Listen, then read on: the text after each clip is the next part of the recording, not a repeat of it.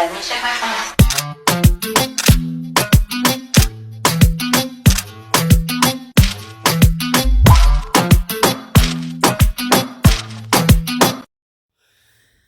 Good morning, good afternoon, good evening, depending where you're watching me from. My name is Peace, okay? I'm an international student and a YouTuber based in Saskatchewan, Canada. I create content on Canada migration, anything you need to know as an international student, okay? So today I'll be talking about reasons for study permit refusal. Reasons why your study permit is being refused. What did I do well? What did I not do well? Okay? So I'll be discussing points or reasons why your study permit is being refused and what you should do at the end. Maybe you got a refusal recently, because believe me, study permit now is going to get tough with all these measures they are putting here and there. Please do well to package your application very well. Review your documents very well. Please review your applications very well before submitting it. Please. Okay, like I said in my previous video, 80 or 85% of study permit refusal is around proof of fund, and anybody is a proof of fund. Okay, I will explain it here in detail how proof of fund can get your application refused. Okay, please, I will do a good job to explain it properly in the way you understand it. Okay, recently there is an increase in the living expenses for international students. So before it's 10,000, but now it's 20,635 Canadian dollar. Okay, and you need to show that. That's what IRCC said. You need to show 1 year living expenses, your tuition. If it's 2 years tuition you are coming, you need to show it.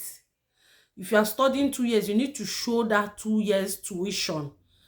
Yeah, they say 1 year, but at least that 2 years you need to show, or write in your letter of explanation how you will get that remaining 1 year. Okay, so how do you show your proof of funds?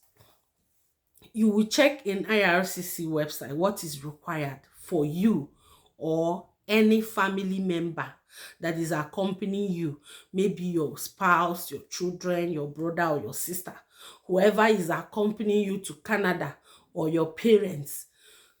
Excuse me, you need to show their living expenses. But you as the student, you need to show your tuition and also your living expenses with that of any accompanying family member. All right, so now how do you show this proof of fund? It has to go down to the sponsor. Is he a personal sponsor, or your spouse is sponsoring you, or your parents are sponsoring you, or your brother, like sibling, or your auntie or uncle? You need to show, number one, who is sponsoring you in the first place, or who is supporting you. If you are doing personal sponsor, who is supporting you, or who will support you? If you don't have anybody, fine, you can still show that in your personal bank statement. If you have a business that will sponsor you, you need to show the registration of that business, the registration certificate, the tax clearance certificate, and the bank statement of that business. The business need to be strong enough to sponsor you in Canada, okay? If you are using your business, so you need to identify your sponsor first. Then if somebody is sponsoring you, let me sound it clear. Please, that money should not be in their account. It should be in your account. Then you state it that, okay, my husband or my auntie or my brother or my mother, my father sent this so money. You need to declare it in your letter of explanation, and you back it with government, your documents. Which documents are you going to? You have to go to court to get a gift deed. It's a certificate they will give you in court. You swear an affidavit to support that money that was given to you by whoever that is sponsoring you, and their bank statement to show where such money moved from, and that they have the capacity to sponsor you without running into any debt or whatsoever. Like, their bank statement need to be very fat. Okay? Because studying in Canada is not moi. So please, this is number one thing I want to explain. Then your proof of funds. You need to bring your bank statement of, they said, at least 4 months. So 4 to 6 months, 4 to 1 year. Please, you need to print your bank statement. That money, your living expenses need to be in that account before printing that statement. Not when you withdraw it, you come and print statement. Officer is not seeing it, is not seeing the money, even though you use that statement, right? That money need to be there for that period of time before you print that statement. It makes them believe that that money is yours. It's actually meant for that purpose, not that you borrow it or somebody put it in your account, later they will take it back. Okay? So you need to prove to the visa officer that this money is genuine, is mine, or it was gifted to me by my parents or my spouse. You need to show that. Okay? So another thing where another reason for the refusal. Okay, under proof of fund, another thing that affects our proof of fund is the current fluctuation rate of FX. Like, it's not stagnant anymore, and the VO will not check the money with the rates you calculated and put. They are going to check with the recent rate. So if you submitted the application 2 months before they review it and FX has gone up, Otilo is a problem. That's why I always advise people, please add extra money. Add extra, so insufficient proof of fund can make a VO reject your application when the money is not enough. Maybe when they calculated it, the money FX has gone up, it affected it, or you didn't calculate well. So please, that's why I said, make sure, sit down, don't be in a rush. Please do a good job, calculate your money very well. Now that a lot of things has changed, please, your living expenses, your tuition, and any living expenses of any accompanying family member, the money has to be there, please. And now they've included flight tickets and miscellaneous. So that miscellaneous is what I've been saying before. Make sure you add extra, like 2K or 3K on top. You have enough in case of anything. You are safe. Okay? So number 2 reasons why your study permit application is being refused is disappearing proof of fund. How do I explain this one? When the money, just like I mentioned earlier, maybe you withdraw that money before you've stated it, maybe before they check your account, because they verify, honestly they do. They check your bank statement. How they do it, I don't know, but they do. So if they check that money and the money you are declaring is not in your account, they are not seeing it, they will refuse you. Either you spent it. So if that money is meant for what it's meant for, please leave it there. On no circumstances should you touch that money. on no, even if on no circumstances, please, should you touch that money. Because when they check your statement, they say, okay, you have 30 million naira. I'm using naira because I'm from Nigeria. You have 30 million naira, and they decide to verify with your bank, is this money there? And the money is not there. They're telling them, okay, maybe the money is 20 million in your account, or the money is 10 million. They will say you're not serious. They will just refuse you, and they will give you this thing. You don't have insufficient fund to study for yourself or any company family member. Honestly, sometimes the money might be enough, but some reasons, maybe inconsistency in your bank statement, the way the money is going, or you do not explain properly the source of the fund, which I'm coming to next. That is the next point. The source of your fund. You need to state clear how this money is coming, how it's going to help you or sustain you during your studies. That's why I say, if you are using sponsor, please, they should put the money in your account. Let the VO see it. Like recently, something happened. I told someone, I said, you are the sponsor. She's sponsoring her sister. I said, please send that money to her account. And she actually did. She sent the money to the sister's account that she will need, part of the money that she will use for 1 year. So she will subsequently, I said, okay, get a letter to that you're supporting her. She said, okay, she will do that. Guess what happened? The agent they use, these agent people, told her that no, they don't need her sister. Like, it's only her, the sponsor account they need, not the sister's own, like not the student's own. I say, what? They didn't tell me. She didn't ask me again. No, like it was when the thing was, one day I was just like, I've not heard from these people. Let me call. She said she's about calling me that they refused the sister.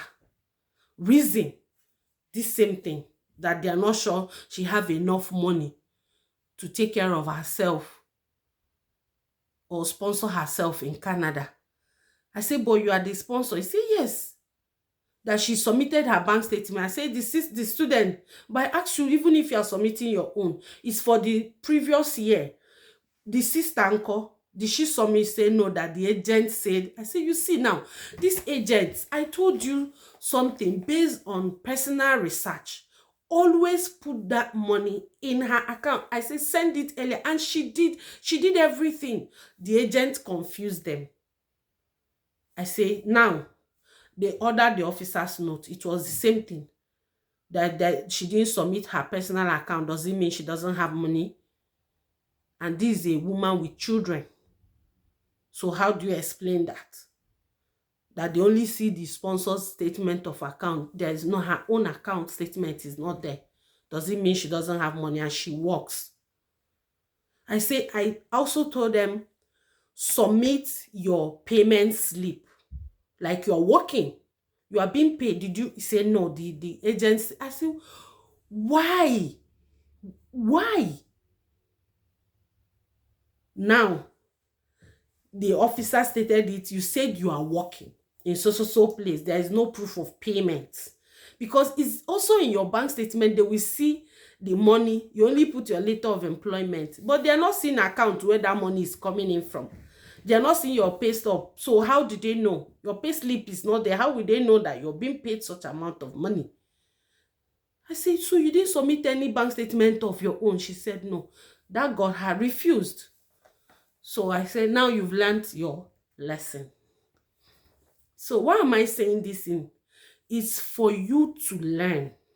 You don't make such mistakes. Okay? So another reason for study permit refusal is lump sum, large deposit of money without proper explanation. Maybe they've seen consistency of like the kind of money that comes into your account,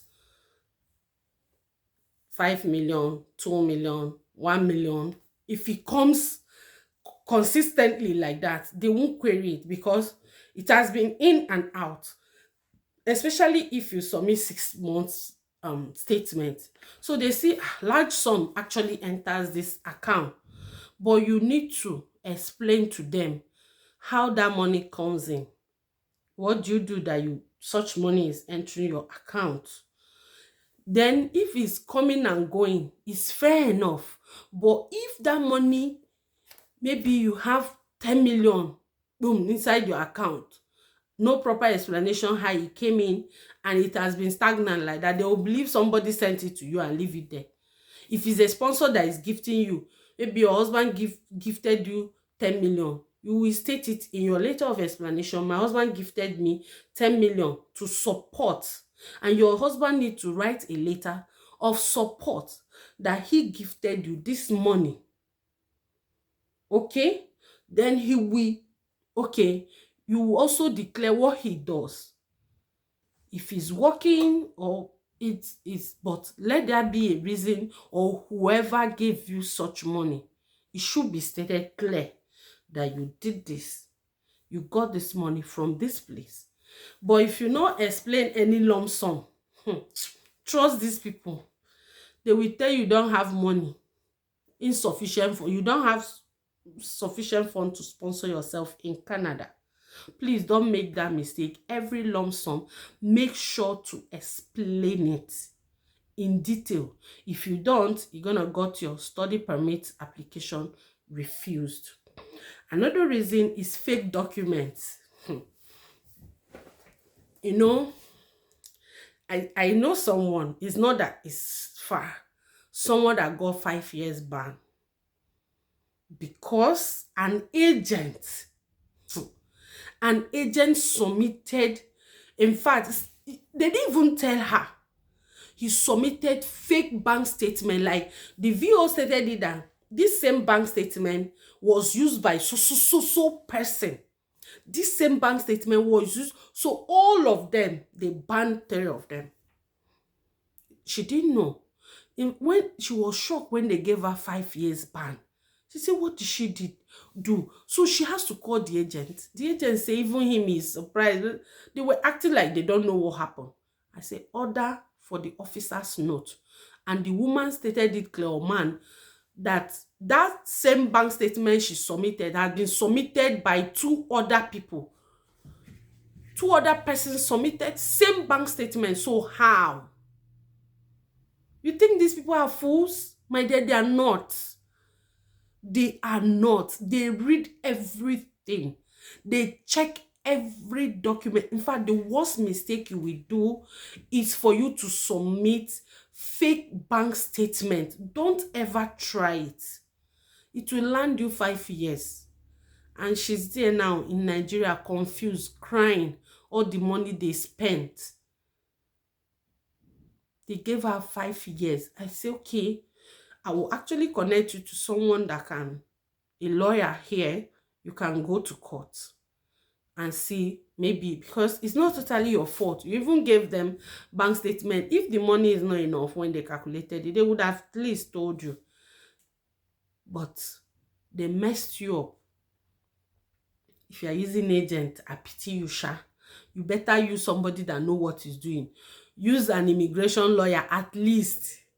Use an immigration lawyer. So we say their money is expensive. You use money to get what you want.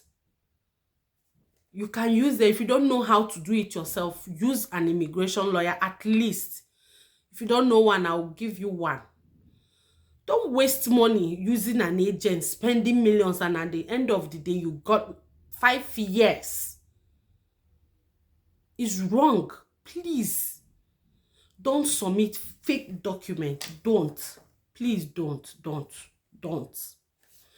Then another reason for your study permit application to be refused is no strong home ties.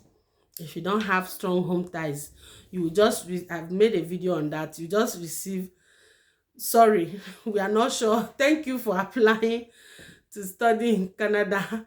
After reviewing your application, they are not sure you are going to leave Canada after studies because you don't have strong home ties. Who are you? Who did you put? How did you state it in your letter of explanation that you have your husband back home, you have your mother back home, or your parents are coming back to take care of them, you have a business back home that you're coming to take care of? Please, you need to state it clear that this is it. Your letter of explanation is your weapon. Please use it well. Use it well. Use it well. And it will do you good. Honestly, this is the end of my video. If you love what I'm doing, please subscribe to my YouTube channel. Thank you for staying tuned. Thank you for subscribing. I love you guys so much. Like, you don't know how I love you. I love you. All my returning subscribers, I love you so much. Thank you for staying tuned to my channel. Till I come your way again.